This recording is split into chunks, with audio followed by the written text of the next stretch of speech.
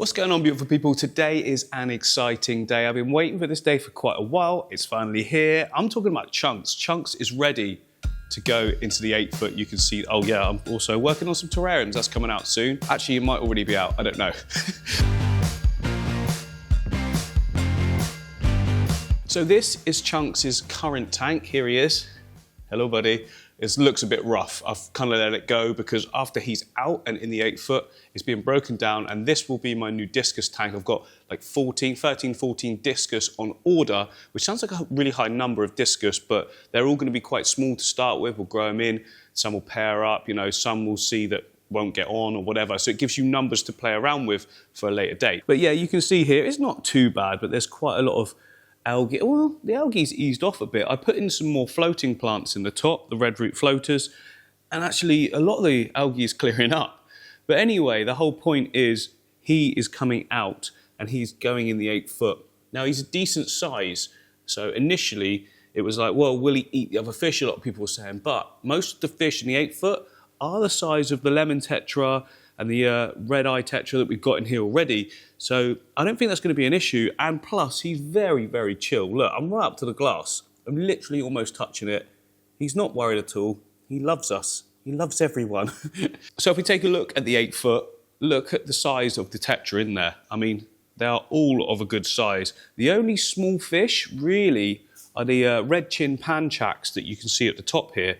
But they are so fast and they're pretty big as well. I don't think it's going to be an issue. Kate was a little bit worried about the angelfish bullying, but they're not going to go near him. He's so thick. It'll actually change the dynamics of the tank as well, in like how all the fish behave. But he has been in with lots of tetras before and it's been absolutely fine. Oh, you're going to absolutely love it. He does sulk though. So when I initially made this tank, I put Chunks on from the previous setup into this tank just temporarily whilst I was building it, and he sulked for like 2 days. He went right down to the bottom, just stayed there, wouldn't eat any food, wouldn't come up to the glass, which is very rare. Whenever Kate comes, like for me, he just stands still and looks at me. But whenever Kate comes in, because she gives him loads of fuss, and the first thing she does is feed him straight away, whereas I'll just do it throughout the day when I get a chance. He comes right up and he's all flapping around and everything, really excited. Doesn't do that for me. But yeah, those 2 days, he wasn't even doing it for her. And eventually comes out of his shell. It's just, I suppose it just shows a level of intelligence really, doesn't it? I mean, he's a very clever fish. He constantly knows what's going on outside the aquarium. Almost like he doesn't even care what's happening inside. It's all about who's here and who's feeding me. And I've not really spoken about the Chunks merch much. If you guys want to get this, you can. It's available. It's my favourite. It's my actual favourite because it's Chunks, you know. If you want to get this hoodie or t-shirt, whatever, click the link above or in the description or first pinned comment, take you straight to it. If you're interested, really good quality, does this. I mean, it's a hoodie. Yeah, cool. Now, the 8 foot has been running for several months and it's pretty much what I would call there, you know, like it's settled in, it's running on autopilot. I don't actually have to do anything to it anymore, apart from what you can see here. That tiny little bit of dusting on the glass. We can see the bristlenose have had a go at it, but I don't want to put too many bristlenose in here because we've got all these echinodoros just looking absolutely beautiful. And they do like to munch on them, especially new leaves that come through that are soft. They'll munch through that in no time. So I've just sort of kept it just a couple in there, just to munch on the wood and a bit on the glass. I don't mind a little bit of algae on the wood because it does look really natural, like that one reaching across there. But if I was to add more, I'm going to risk the echinodoros. I've done it before in a big tank like this where I've added about 5, 6, 7, and as they grow, they get more and more hungry. And before you know it, all the echinodoros are gone and you're just left with stem plants, which is definitely not what we want for an Amazon-style tank. Anyway, quick glass scrub. Boom, there we go. It's surprising what a little bit of a glass scrape, or, you know, scrubbing, I suppose, does to the tank. It just makes everything look crystal clear and pop a lot more because although like it wasn't a huge amount of algae on there, it's enough to sort of make blurred lines. And now everything's looking great. Look at the electric blue Aquaria that I put in here a while back. So this one here, look, coming right back. It was so drab. It was like almost like a dark grey colour. And now all the colours have come out. Look, right next to it there, that's a flag Aquaria there, looking beautiful. That was actually a baby from the originals that I brought. It's now growing up. So we've got that one Aquaria there, that electric blue. And then here's the other one over here, which was even more drab. Come over to the light, buddy. Come over here. Keep coming, keep coming. Very interested in us. But look, yeah, you can see all the colours coming back as well. So I don't think it'll be long before they'll be looking like the original two that I've got over here in this tank as a breeding tank. So yeah, I moved these two into here, and the plan was that they would get breeding. But as is often the case, I hear, you move fish that were breeding and then they sort of stop breeding. And that's what's happened here. So the plan was to put them in here so they can have the babies and bring them up, and we get loads of new little electric blue Aquaria babies. But they haven't done it. And some people have said that you need to put like a little diver fish in, something small that, you know, creates the reason to breed. Breeding with fish can be a survival mechanism, and if there's no reason to, you know, do it, then maybe they won't. There could be some truth in that. I mean, it kind of makes logical sense, because over on the fish wall over here, some of you would have seen this, but for those of you who haven't, those two had these babies in here. Oh, there we go. There's one of them. It's going to be very hard to focus, but yeah, here we go. Look, little teeny tiny babies. Me and Kate were driving somewhere the other day, and we were like, how cute would it be if we could get even more breeding and just have hundreds of them? I don't know what we would do with them, but I mean, they're so cute that I would definitely have like a massive electric blue Aquaria only tank for sure. I mean, what a feature. So this one's good to show you as well. I've had George Farmer here last week, just about a week ago, and this is what he came up with. I just sort of document the process and let him talk through it all. It's going to be like, it's like, you know, kind of high tech really. We've got CO2 injection. We've got an absolute ton of plants all in that back area. There's some reds in there as well, so they are going to pop a lot more once it's grown in a little bit. But a lot of them come from like the lab plants, you know, the ones that are grown in the lab, so they're all very short, but they're already growing nicely. So you can see there, all the shoots of that rotala all coming up. I mean, when you've got CO2, stuff happens fast. So in a week, we've got really, really good growth. We'll probably double the height. We're experiencing a little bit of melt on some of the crypts that you can see there. What I tend to do with that is just let them melt off. The stumps stay there, and then they'll just grow back really, really nicely. A little bit like what you can see in this one. So this is all the fresh growth of crypts, but I bought these ones in pots and just put them in. And you don't tend to get the die off, but you do have the old leaves. So that yellow one you can see there was one of the original leaves. And you can see the ones that grow underwater are a lot darker. Look at this tank, eh? Look at this. It's not running any CO2. It's not really got a filter on it. It's just got a little cartridge in the back with some carbon in and a surface skimmer. And it auto doses and auto tops up, and I don't have to do anything. And it looks beautiful. It does need a trim up. And I do need to harvest some of the floating plants and take them to the shop so they can sell them on. But other than that, you know, nothing. I don't even scrape the glass on this anymore either. It's on perfect autopilot.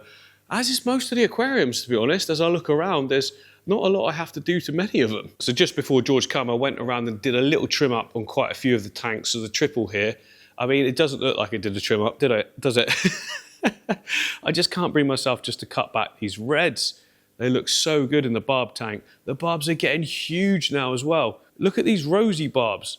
Look at them. Absolute stunners. And they were the ones that only came to the foreground, but now we've got the green barbs as well. They're all forwards. There's cherries in there as well. Oh yeah, they're just gone around the back there. But look at this tank. It suits the barbs nicely because you've got the red of the plants, you've got the red of the fish.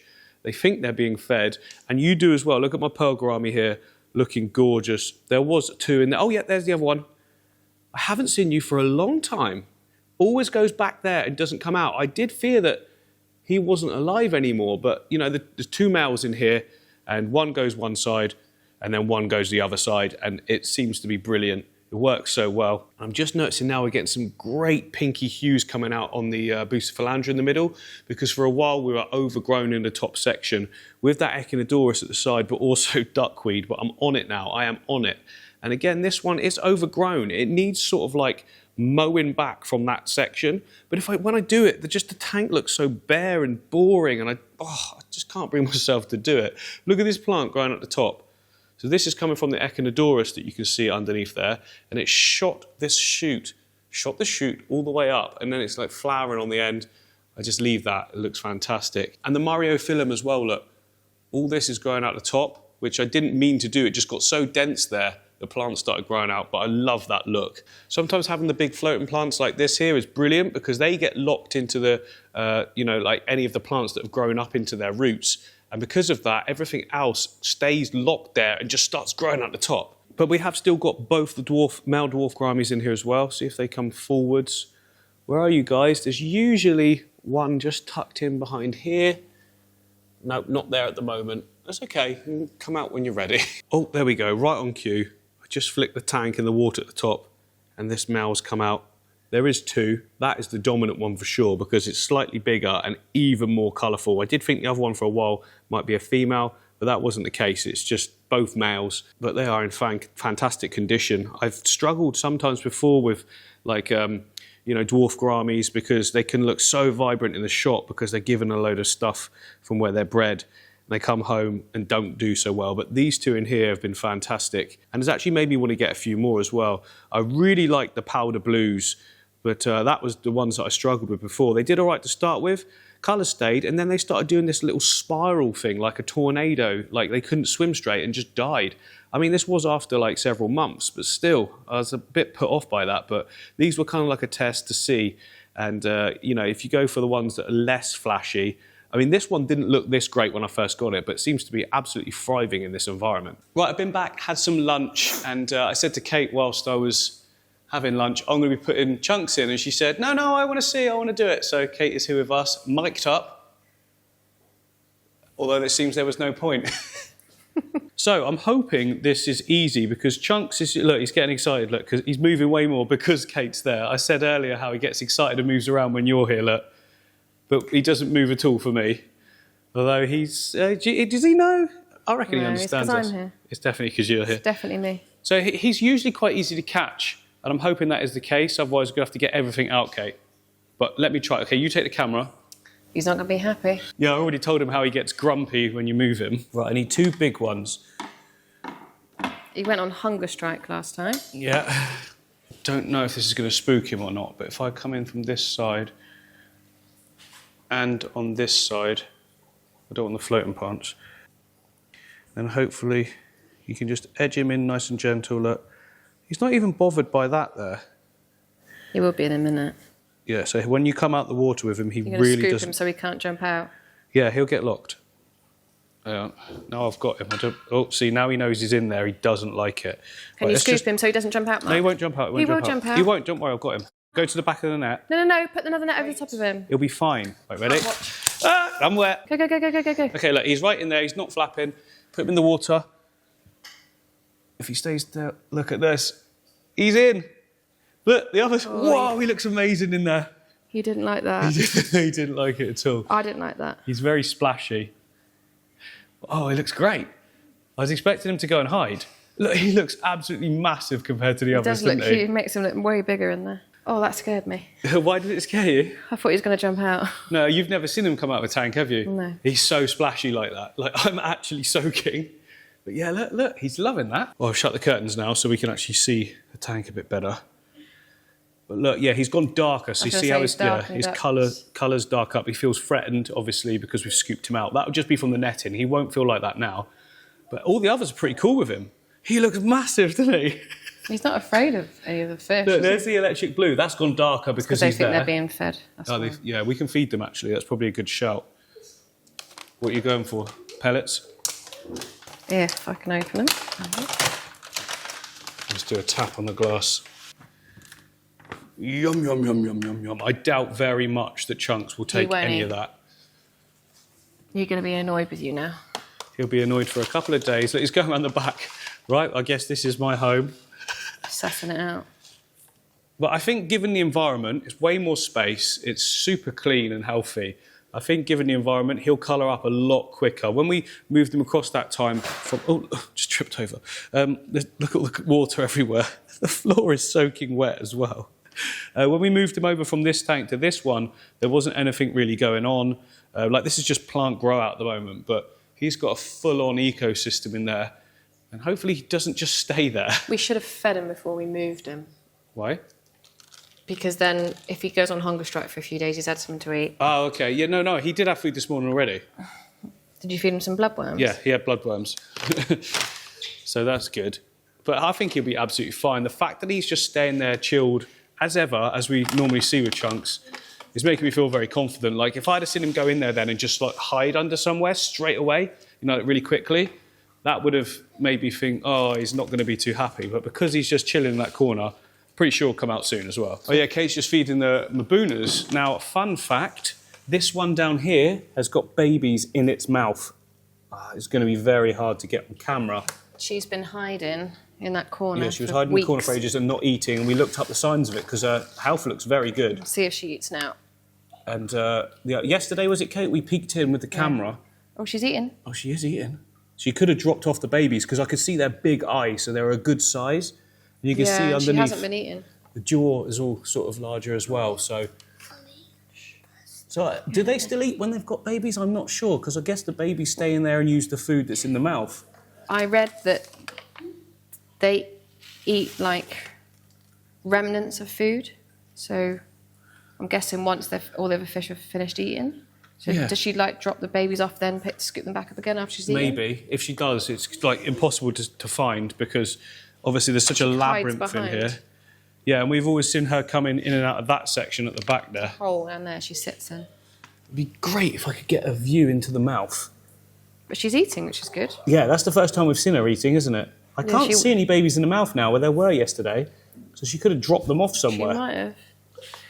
There were some babies there before. The good thing is she hasn't lost weight. Like, she still looks just as big as the rest of them. Went on hunger strike for, like over a week, wasn't it? A week or two? About 2 weeks. She'd stayed up by that filter, wave maker for 2 weeks. You got it right. I said filter. You said exactly what it actually is. Oh, that's a bit of foam that's got caught in it. I need to sort of try and get that out. But you can't take it apart. But yeah, she stayed right behind there, like it was like an easy place to defend. Like a safe place. And now all good. Now there's babies somewhere. I reckon she's dropped them off though. But yeah, you can see underneath. Look, underneath, her mouth is quite large still. Either they're in there. Maybe she's got a few in there still. Yeah, hopefully. I don't know. I'm not expecting any to survive because obviously she's done it already because the baby we saw down here that time, right in this crevice, that went eventually, but there was obviously more than one. Right, it's been a few minutes. They've all had some food now. Chunks is sulking officially. No, he hasn't moved at all. I think he'll be all right though. Like all the other fish These guys were in with him. Yeah, they were a long time ago. Yeah. Well, no, not that long, really. Yeah, it's months. It's months and months. Is it? Oh, okay. The other two obviously weren't. These ones, remember? Are these the ones you mean? Oh, that's the ones I'm thinking of. Yes. Yeah, these were in with him like about a month ago. Yeah, they've been in a while. Yeah. But then, yeah, they were all together at one point, weren't they? These two were the two, and those two. So he's familiar with these guys. I would really like him to come out though. You can just see him in the back there, hopefully. His fins, look, his dorsal fin isn't furled down, which is a good sign. He's not got any clamping, which means he's starting to relax. And his colour, from what I can tell, actually looks pretty normal. So I think, give him another few minutes, he should come out. He's just really not happy. He's a little grumpy bum. He's moving now. I like my own area. Buddy. Come on. Yeah, he's coming around a bit, isn't he? Chunks. Yeah, he's just coming forwards. I can just see. I don't know if you can see me. Just about see him. Come on. In that gap between the Echinodoros. No. He is. He's moving out. Yeah, but he's just incredibly slowly. He's going to be in a huff now for the next few days. Is he coming forward? No, he's gone back. He's going like that. It's like, ooh, no. Ooh, no. These guys just want to be fed again. They've just literally been fed and they want food. No. Cichlids, you see, any kind of cichlid is Pigs. like piggy. Right, it's the next day. First thing in the morning, I've come in and the first thing I can see is Chunks. He's all out in the foreground. Looks chill. Looky, looky, looky. Here he is. Right in the foreground. Colours, look at the colours. They look perfect. Fins looking great. And it's good news. All the other fish are good as well. And I was kind of worried he might dig, but that hasn't happened either. Look, all the plants are exactly where we left them. Trust him to take centre stage. This is my area. All the other fish are like, look, no, we've got a thing going on here. And he's like, nope, it's all mine. But if you're good, I will be good. I'm not sure why I'm talking for him, but look at that, what a beautiful shot. And just before I left the house, Kate said to me, as soon as you get there, if he's out, can you take a photo? And said, I just want to see that he's okay. I said, well, you'll see in the video. No, send it straight away, so I must do that. Okay, babes, one Chunks photo coming up. There we go. Oh, it's a great shot as well. I'll get a far one so she can see the scale. Nice. So it's now been about 3 days of Chunks being in the tank, and I'm really pleased to say he's getting along so well. Like, he's eating, he's happy. It's right in the front. So he's been eating the pellets and the flake, hasn't he, Kate? Yeah. Yep, he's been eating those. No, not the flake. Not the flake. Just the pellets. He never eats the flake. No, I didn't think so. Not substantial enough for him. But what we were doing before is feeding him bloodworms as well as his treat, because he absolutely loves them. And the thing is, in this tank, that was fine, because you'd put some bloodworms over here, he'd come and get them, the others wouldn't bother him, and you'd put some over there for them. These are going to go nuts. He's going to struggle in this one, isn't he? Because I'm not sure he's going to get to them first. We've got some bloodworms here. Do you want to stick them in, Kate? I think you're going to need to put more than one in. Yeah, definitely. I think we need 3, like, dotted. He's pretty. Can he see it? The good thing is that it's... He doesn't go near the surface, that's the thing, and all the other fish do. But if I put another one in there... They're at the top, look. I think we need to defrost some and put them in. Put them down a bit lower. He's noticed that there's some come down. That's the thing, they're not sinking. So, let's defrost some and put them in like that. No, when I say, like, fully defrosted, because that's not fully defrosted, I'll put them in water so that they, like, completely just go straight down, because, look, they're all sitting at the top. When he was in there, he'd eat the whole thing. Oh, yeah, whole thing in one chomp, wouldn't he? Yeah. And we were always like, you're going to get brain freeze, but he just didn't care. It's good, though. They're hanging around the middle. It probably will come down in a second. Yeah, it will. But I don't think it will, because, look, by the time it's going down there, all the smaller fish are getting it. He might come up. He won't go up. It's defrosting already. We might want to get some in. Yeah, I'll get some in water. So, yeah, I'll put in, like... Oh, these have nearly defrosted, but the outside has... Oh, it's exploding in my hands. Bloodworms stink. Well, I've got 2 there, and then if I get the pipette... OK, so this... Just... He likes a nice big... I know he does, but that's not going to happen. Like, I'll try my best to try and suck up some bigger chunks of it. The only other thing you could do is get one of your tweezers. Yeah, I could. And lower one down towards him. He's eating something. He's eating the gravel. The sand, should I say. Right, so I'm going to siphon this all up. Look. No, he is... There's a load of bloodworms there that he's picking out. OK, so I've got loads now. I've got loads in the tube. If I come down... There you go, buddy. Look at that lot for you. Eh?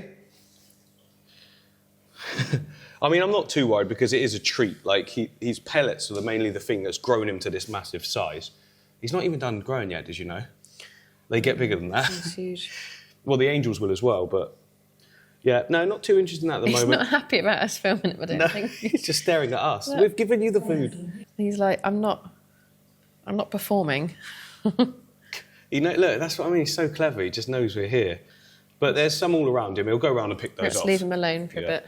And quite often I find when I feed bloodworms to fish that don't usually have it, like all the tetras, like it entices breeding, and I don't know why. It just seems to. I'm not sure what it is. He's just still. But he is happy. He's a great colour, and he's eating. Yeah, he is. He's like, is this a joke? That's not how I have my bloodworms. Or he's just posing. He thinks he's having a picture taken. Let's try it with a tong, like you said. That was a good idea. Got my long tongs here. I still don't reckon he'll bother. Probably he's still not. slightly grumpy, isn't he? Yeah. He did eat some pellets this morning, though.